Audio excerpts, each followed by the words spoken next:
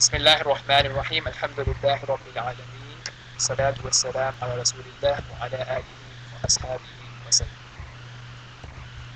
Okay, so we have seen pronouns. We have talked about third person, second person, first person. We have also looked at the past tense verbs.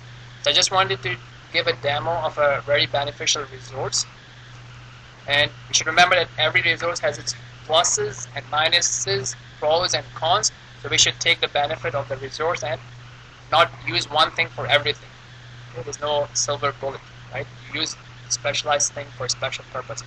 So right now, for example, for our word-by-word translation, we are using the translation from Al-Huda. So that's the best thing for word-by-word translation so far that we have. But when you're talking about the running translation, then I recommend using Noble Quran or the translation form King Fahd Complex, right? Or Quran Complex, or Dr. Mawson's translation. So this is something that you use for running translation, as a phrasal translation. So this resource that I will be showing you is because we're talking about all the details, noun, adjectives, past tense, third person, second person, first person. So let's say if you're reading Quran and you come across something and you're trying to figure out all these grammatical details about the words, then you can go and check on this site, and it's easy to browse through and easy to get to the point that you want to get, right? And then you can, okay, that this is how it is, and then you'll use your own knowledge that yes, it makes sense, it is third person, it is active, it is passive, it is noun, it is verb, and all those details. It also gives you a good way of checking the root letters and also to find related words. So the website is corpus.quran.com. You should see it in the video description, the link to the website. So you go on corpus.quran.com. Okay, so this is how it would look, and then you would start with, let's say, word by word.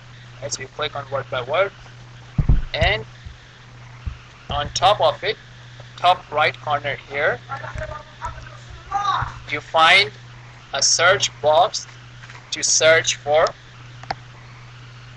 any words that you would like. So you, for example, if you're looking for chapter 2 Al-Baqarah, so you enter 2 and you put a colon and then you put the verse number, let's say 255. If you want chapter 3, whatever, you can just do it 3 colon 149, just like that. Or you can select from this menu, select the chapter number, you select the verse number from here. Okay. Quite easy to browse. So let's say we are looking at Bismillahir Rahmanir Rahim, and let me just use the font a bit. Right, so on your right side, you would see that it tells you that the one in the red is a preposition, and the one in the blue is a noun. So it will tell you all these details. It will tell you what kind of a noun it is, and so on and so forth. And as you go more into your grammar studies, more of these terms would start making sense. Okay? So for example, if you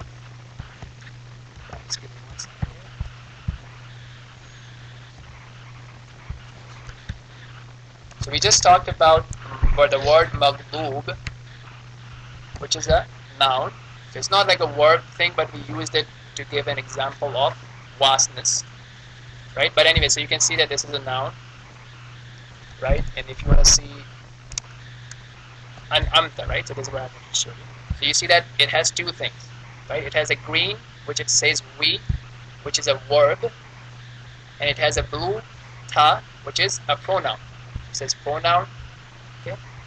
Now it says second person masculine singular verb. So what is this form for? You will know it when we discuss this. What does perfect verb means? It means past tense. Perfect verb means past tense. And why is it second person? Because the doer of the action is second person.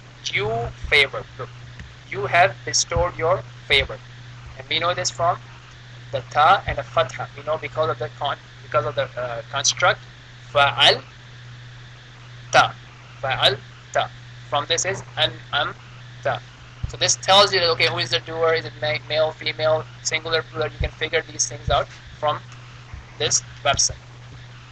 Another beneficial thing that you can do is is, for example, if you go and you click on any word, let's say you click on Ar-Rahman. Okay? So when you do that, it will tell you the root letters for Ar-Rahman. It tells you that the root letters are Ra, Ha, Mim. Ra, Ha, Mim. Okay? So now, let's say you want to figure out, okay, if I know the root letters of this word, and you want to know where else a root letter would come like that, or other similar words. So if you click on concordance, if you scroll down and you click on concordance, and it tells you all the list of words.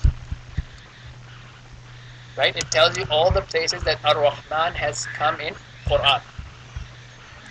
On the other hand, if you click on Quran dictionary, then it tells you all the different words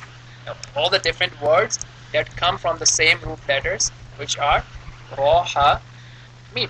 So you see that you have not only just Rahman, but you have many other words, and it also tells you how many times they have come in Quran. So you say Rahman, you say Rahman, Rahim, right? And all the different forms that you see, and then it lists them all for you. So again, something that you can use to refer back. It's a good resource. It might have some errors here and there, but usually you see them being corrected in the comments down below. But it's still a good resource as a first check to figure out the grammar parts of speech, like noun, verb, adjective, male, female, singular, plural, or to figure out the root letters, or to see the other usages of the same word. So I hope that you find it beneficial. Subhanallahi wa bihamdika, ashhadu an la ilaha illa anta, astaghfiruka wa atubu ilayk. Jazakallahu khair. Assalamu alaikum wa rahmatullahi